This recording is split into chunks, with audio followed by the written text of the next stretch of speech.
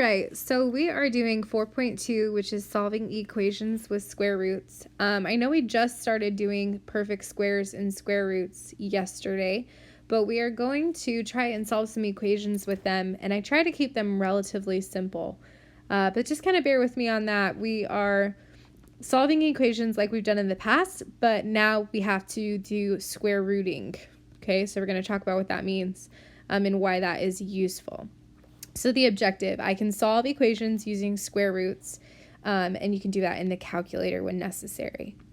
So first we're going to do a little bit of review on the concepts from yesterday. So what number can be multiplied by itself to give you 64? And as you think through that, okay, we're thinking about perfect squares. We're thinking about numbers multiplied by themselves. So 64 is a product of 8 times 8. Okay, so 8 times 8 gets me 64. Meaning I can also write that as 8 quantity squared equals 64 as well. So those are two ways of writing that and answering that question. Now, here's where this gets complicated.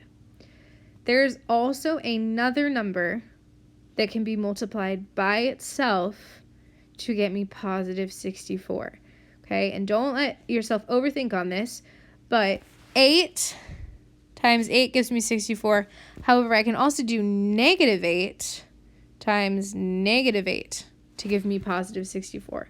Because I know 8 times 8 is 64, and a negative times a negative is a positive.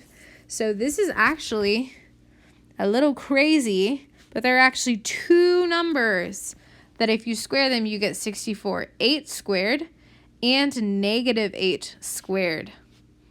Okay, so just ponder on that for a second.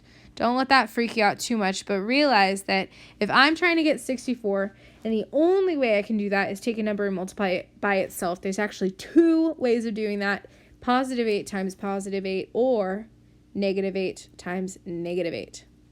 So then I move on to this next question. So what is the square root of 64? Okay, well, that just got a little more complicated. The square root of 64 is a number that has to multiply by itself and gets me positive 64. Well, when I do square root of 64, we know that that can be positive 8, but we also just talked about how that can be negative 8, and that is a key concept for today. When you have a positive number and you are doing the square root of it, there is actually two square roots, the positive one and the negative one. And in math, if I wanted to say, hey, I have a positive and a negative 8, we use this sign. It is a plus sign over a minus sign. And we call this the plus or minus. The plus or minus.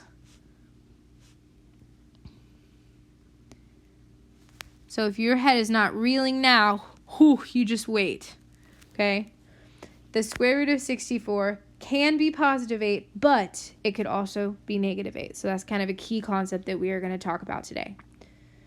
So here are some major bullet points you've got to remember for today's lesson. To undo a squared variable, so for example, x squared. Okay, if I had an unknown and I squared it, you are going to take the square root of both sides of the equation.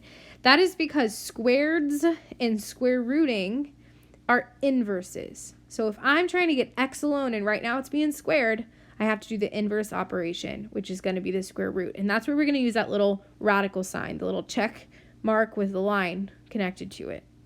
Okay? The next bullet. Otherwise, solving an equation with a squared term is very similar to what we did in Unit 1. So think back to Unit 1. We did a lot of moving the constant over. We divided by whatever number was in front of the variable. We also did a lot of distribution and combining like terms. So lots of stuff going on there. Whenever we're solving, we're trying to get a variable all alone that is currently unknown. So think back, get your brain kind of back in Unit 1 mode. Okay, next bullet point. The first thing you want to do is isolate the squared term. So that means whatever variable is squared, okay, or you could have m squared, or you could have r squared, okay? whatever the variable is that is squared, that's the thing you're going to get alone first, and then you're going to square root both sides. And then here's the last thing. Whenever you, like as the person writing on a piece of paper, whenever you write in a square root, okay, and again, a square root and radical we're using as the same thing. So whenever you write in a square root to solve for a variable, you must put a plus or minus sign in. Okay, and again, this isn't something I want you to overthink, but it goes back to what we talked about at the top. If you have a positive number and you are trying to find what number multiplies by itself to get a positive number, there's actually always going to be two solutions. The positive version of the square root and the negative version of the square root. And for that, we use the plus or minus sign. So here's how this works. Are you ready? Solve using square roots. So if we look at example A, it says m to the second power, or m squared, equals 25. So m is some unknown, mysterious number. We don't know what the heck m is. But if I take it and multiply by itself, I'm going to get 25, positive 25. So here's what happens. Main thing we want to do is get the squared term all alone. Okay, happy day, m squared is already all alone. And then to get m, just a single m, and make it not squared anymore, we are going to square root both sides. So you're going to get really good at writing that radical sign. We are going to take the radical, and we're going to do a radical on the left and a radical on the right. That is going to give me a single m. It undoes the little 2. It undoes the exponent. So I'm just going to have a single m. And then here's where you got to think, okay, what number times itself gives me 25? Well, that's going to be 5. The square root of 25 is 5, but it could be the positive or the negative version. And that's the answer. Whew.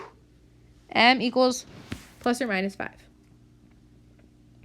Okay, so again, don't overthink it. If you have a variable squared, you're going to have to square root both sides to get the variable alone, keeping in mind that it could either be a positive 5 or a negative 5 times itself to get positive 25.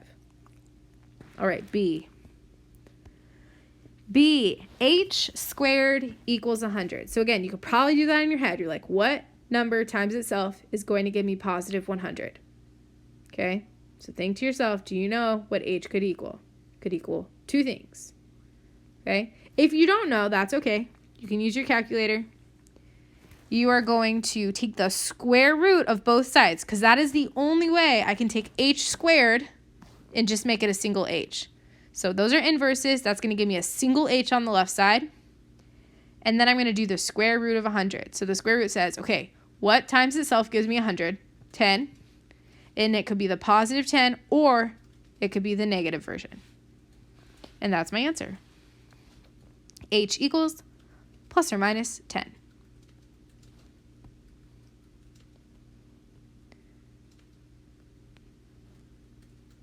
All right. C, and this is one where honestly, you're probably going to want to use the calculator, because in my experience, 80 is not a perfect square. 80 is not a perfect square. So when I try to get b squared all alone, I'm going to take the square root of both sides, which is going to give me b. And then you're going to pull out your calculator, and I got to do that too. We're going to pull out our calculator, and we are going to find the square root of 80 in our calculator. And we want it as a decimal approximation.